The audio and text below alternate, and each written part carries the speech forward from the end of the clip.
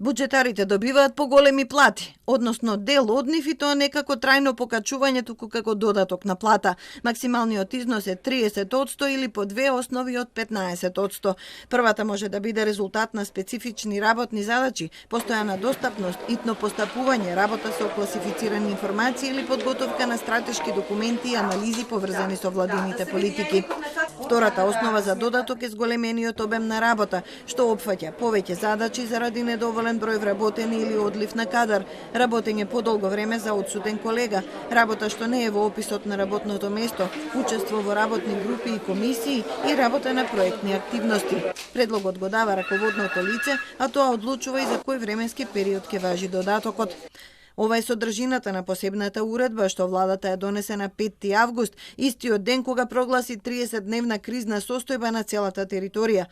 Потпишан е вице-премиерот Артан Груби, кој раководеше соседницата, бидејќи премиерот Зоран Заев веќе беше на одмор. Уредбата ги опфаќа вработените во Министерствата за одбрана, внатрешни работи, правда, политички систем и други, вкупно 16, вработените во владата, секретаријатите за европски прашања и за законодавство, службата за општи и заеднички работи и Државниот завод за ревизија. Според опозицијската ВМРО ДПМН се работи за изборен подкуп.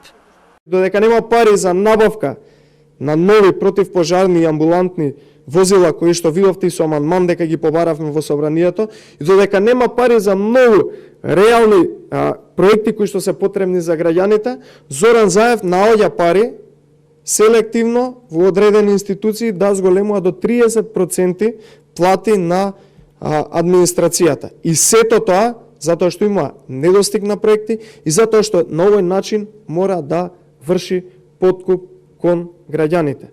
Локалните избори беа распишани наредниот ден на 6 август, што значи дека уредбата е донесена во последен час. Изборниот законник забранува исплаќање разни надоместоци на плати од буџетски средства и нови вработувања во периодот од распишувањето избори до денот на изборите.